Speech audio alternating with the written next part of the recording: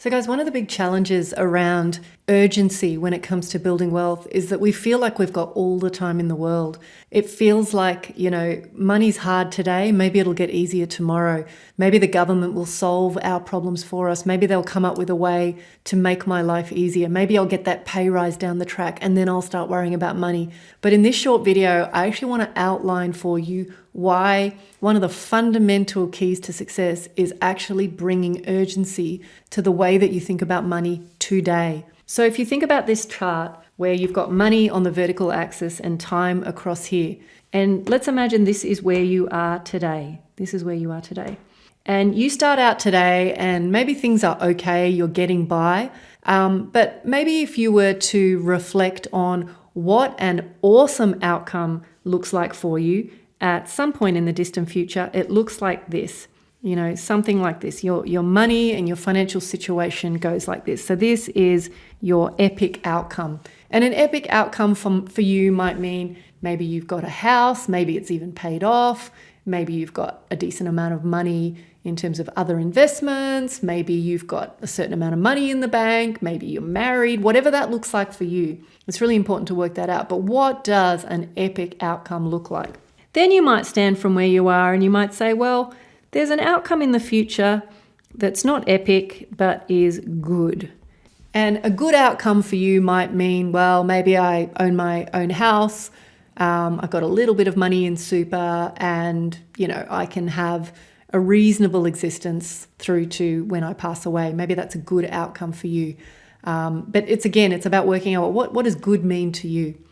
Then there's the outcome that nothing changes. You actually just stay the same. So maybe that's not an awesome outcome, but maybe it's like things stay the same. Then on the flip side, you may have something down here, which is maybe a poor outcome.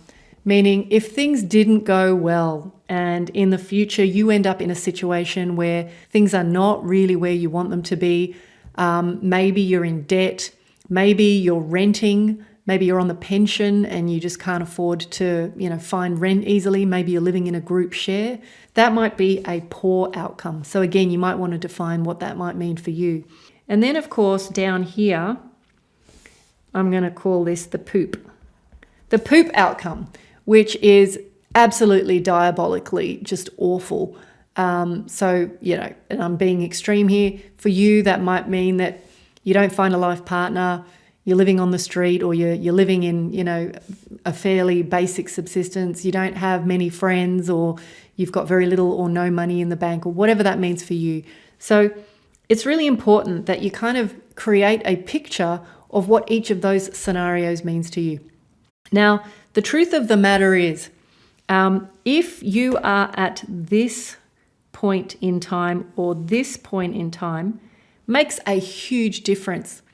So I work with people who are often at this point in time, and depending on the actions that they take, the ability for them to course correct is much harder. The difficulty for them to go from, say, here to here is incredibly difficult. At this stage of the game, and let's imagine this is you in 5 years and this is you, a year from now. So we'll say plus 1 year, plus 5 years. The truth of the matter is, even if you were on one of these lines down here, your capacity to go from there to here, it's a very small course correction. There is not much that you need to do in order to change the trajectory of where you will end up. But the further and further along you go, the harder it is. And the thing that you want to understand is if you end up on either of these two lines, your capacity to move here or here or here is almost impossible. So the message I want to really deliver in this particular micro training is really to just get you to understand that the more you can take care of the way that you think about money, the actions that you take towards getting onto a regular rhythm with saving, investing, learning, changing the way that you think and then act around money, the higher the probability of an epic or at least a good outcome for the future.